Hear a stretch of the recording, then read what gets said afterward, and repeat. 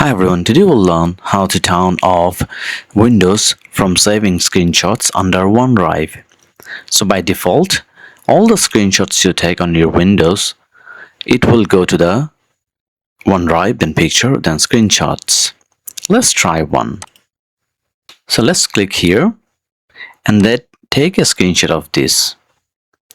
You will see it just appeared here. Let's open it. So we don't want this. How do we stop this? Two-step, go to the OneDrive, then go to here and then take this off. Okay. After that, we have to go to the settings of the snipping tool. Click here, then go to the settings and then click this, untick this off. Okay. Now let's go and take another screenshot.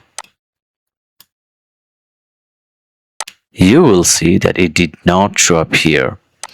Let's try one more time.